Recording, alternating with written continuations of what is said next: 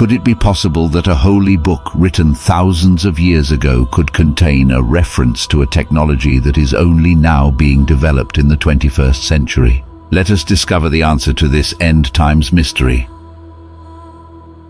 Throughout the ages, the Bible has been an inspirational book for countless people. It tells the story about the origins of mankind, his downfall into sin, and his redemption through Christ. In addition to this, it also speaks about the history of mankind as well as his future. These future events that are found throughout the pages of Scripture are called prophecy. Some may not believe that anyone could predict the future, but if God inspired the Scriptures, then anything is possible. God resides outside of space and time, but has chosen to reveal himself in order to have a relationship with his ultimate creation, mankind. It is this same God who gave the prophets messages regarding our future. If these prophecies are untrue, then the Bible is false. But if the prophecies are true, then it gives credence to the Bible. So far, many prophecies have proved to be true, including the coming of a Messiah and the destruction of the Holy Temple in Jerusalem. But is it possible that one of these prophecies regarding the end times could have mentioned the concept of artificial intelligence? Let us turn now to the prophecy to answer this significant question. Our journey begins in a book of the Bible called Revelation. This book is very prophetic and contains many mysterious signs, symbols, and prophecies. It is also known by the name the Apocalypse. That name brings up many foreboding ideas, but it simply means a revealing, in this case a revealing of the future. This is not to make light of what is revealed within the prophecy, for it truly is awful what will take place on the earth at the hands of mankind, by the workings of the Antichrist, and finally by the judgments of God. One of those awful events orchestrated at the end times deals with our subject at hand. It is found in the 13th chapter of the book of Revelation. It is here where we find a beast arising out of the sea, a strange beast with 7 heads. In Bible prophecy, images like these beasts are merely symbols that represent something greater. In this case, the beast represents a great empire as told to us by another prophet named Daniel. Our text continues by telling us that the dragon, otherwise known as Satan, gives this beast great power and great authority. Since God has a kingdom in heaven, this is Satan's imitation on earth, a blasphemous, bloodthirsty, evil empire. Sadly, the Bible tells us that many people will be in awe of this empire and its leader, and even worship them. This empire will have a deep hatred toward those who belong to God and his heavenly kingdom, and will even make war against the saints.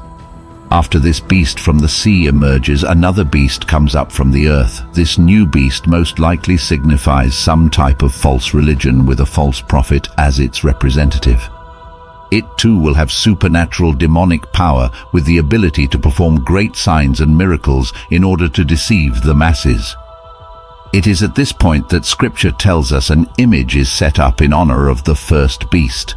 The Greek word for image here is eikon, from which we get our English word icon. This Greek word can translate to mean an image, a representation, a likeness, or also a statue. It can even refer to the imprint or image of a person on a coin, since that is their representation. Thus, we can say that George Washington's icon is on the quarter. We could also say that Abraham Lincoln's icon is portrayed in the Lincoln Memorial in Washington, D.C. These are representations of both presidents in different ways, one as an embossment on a coin and one represented as a statue. But when looking at these images, we can clearly tell who they portray. Back in our text, we see that an image is set up in honor of the first beast, who is possibly represented as the Antichrist and his empire. Now we need to ask ourselves, is this an embossment, a picture, a statue, or something else? Those are all possibilities, and probably what most Bible scholars have thought for the past 2,000 years. But what if the text was only recording what was possible during the 1st century AD? What if the Apostle John, who was the author of Revelation, saw something from the future, but didn't have the words to describe what he was seeing as it was revealed to him? For example, how would a person from the 1st century describe a modern-day computer? Would they describe it as a glowing papyrus or a magical stone? What if John were describing something from the future but only had the Greek word icon to describe it? Now our possibilities for what this could signify are expanded. In fact, when we read the next line of the text, it might be describing something that only this generation could understand. Let us read the next line. He, the false prophet, was given power to give breath to the image of the first beast so that it could speak. Did you notice what happened? An image or icon was given breath so that it could speak. That is significant. To ancient minds, perhaps they thought of a talking picture or even a talking statue. In fact, many ancient peoples believed that their gods actually dwelt within the idols that they created with their own hands. They would have greatly desired for the idols to come to life and to speak to them. But to modern minds, we can think of other possibilities for what this might mean. Let us think of some modern-day technologies that could fit this description of an icon or image being able to speak. How about a digital screen with a person's image, or a hologram that speaks? Or how about a robot, especially a robot that was designed in the image of mankind?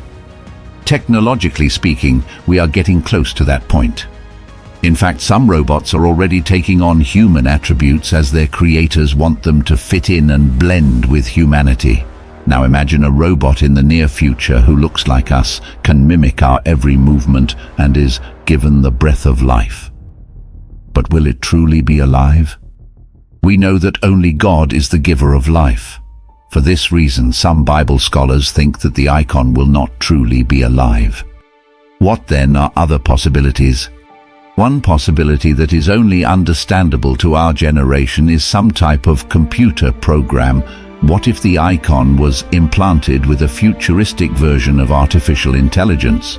Then it would almost seem alive. In fact, many people are already having conversations with computer programs like ChatGPT. Future versions of this program and other advances in AI could very well make it appear as if they were alive. Unfortunately, this icon that has come alive will do several evil things according to the next few verses of Scripture. First, it will demand all humans to worship the evil beast system. Secondly, it will kill those people that will not bow down to worship. In addition to these evil actions, the icon who comes to life will also set up the mark of the beast system. This system will not allow anyone to buy or sell unless you have the mark of the beast on your body. This mark signifies that you belong to the system of the Antichrist and worship him. At this point, you can see that the image or icon who comes to life is clearly evil. This is why we need to be aware of what is going on around us in our constantly evolving world. We need to realize that the end result of most of our progress does not bring us closer to God, but actually further away from him. Is it any wonder that our most ambitious creation yet, artificial intelligence, could one day be employed in the evil regime found in the end times? We are not saying that AI at this point in time is evil. It is simply a tool that anyone can use. However, in the future, demonic forces could use this tool to employ the mark of the beast system and to give life to the image of the beast. At that point, the AI system would become evil, and anyone who aligned themselves with it and took the mark of the beast would become enemies to God. In conclusion, although the Bible does not mention artificial intelligence directly, we think that there is a strong possibility that it could be referenced in the book of Revelation and that it will be used for evil purposes in the end times.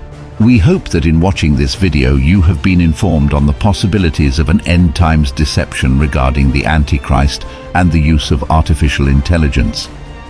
May God richly bless you as you navigate the deceptions of this age and keep your eyes towards the heavens.